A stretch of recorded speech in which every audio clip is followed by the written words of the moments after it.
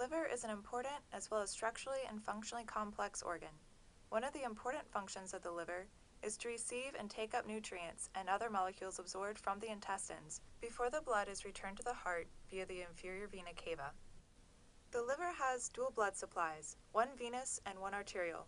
The portal vein, which carries blood from the spleen, pancreas, and intestines, contributes about 75% of the blood volume to the liver.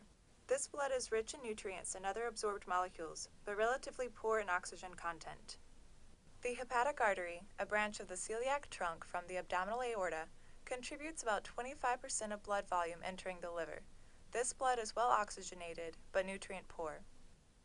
Blood from the portal vein and hepatic artery mixes as it enters and passes through a liver lobule, the classical structural unit of the liver. Blood then percolates through the lobule and is collected by the hepatic or central vein.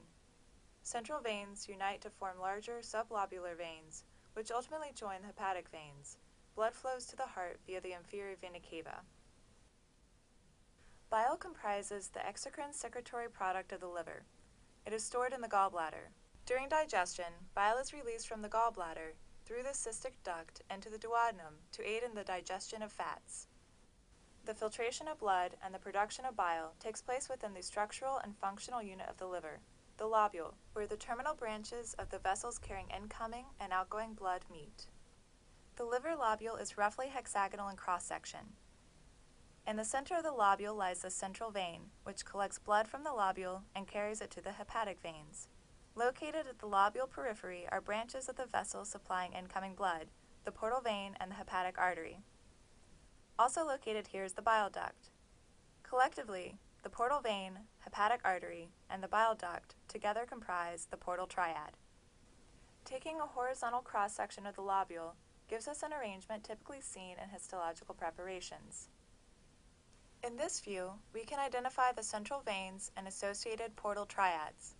There are two prevailing views of liver lobule organization: the classic liver lobule, or anatomical model, and the liver acinus. The classic liver lobule is based on the structure of the lobule we just discussed. It is hexagonal in shape and is defined by portal triads surrounding a single central vein. To identify a lobule in a histological slide, first find a central vein. Next, locate the portal triads surrounding that vein, usually about 6 at the corners of the hexagonal prism. An imaginary line connecting the triads represents the outside border of the lobule. In the classic liver lobule, blood flows from the portal triads toward the central vein. Bile flows in the opposite direction, from the central position toward the portal triads of the lobule periphery. Remember, the classic liver lobule model emphasizes the anatomical structure of the lobule. The liver acinus is another way to view liver structure. This model is important for understanding liver physiology and pathology. The structure of the acinus overlaps two classic liver lobules. The acinus is diamond or oval shaped. It involves approximately 2 portal triads and 2 central veins. To identify the acinus, find 2 adjacent portal triads. This makes the short axis. Next, find the closest central vein on either side of the triads. This is the long axis. The resulting shape is a diamond or oval.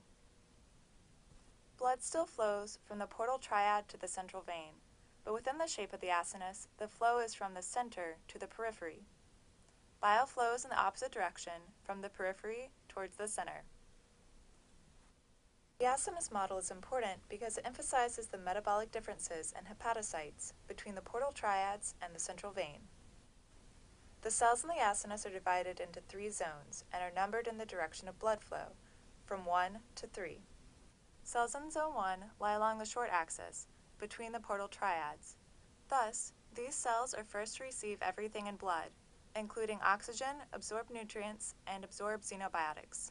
Cells in zone 2 have characteristics intermediate between the cells of zones 1 and 3. Cells in zone 3 are closest to the central vein, and therefore are the last to receive incoming blood. As blood moves towards the central vein, it becomes depleted of oxygen, nutrients, and xenobiotics. To review, the liver lobule is the anatomical model. It is hexagonal in shape. It involves 1 anatomical liver lobule, and blood flows from the periphery to the center. The liver acinus focuses on function. It is diamond or oval shaped. It involves two adjacent anatomical liver lobules. The blood flows from the middle, which we discuss as a short axis, to the periphery.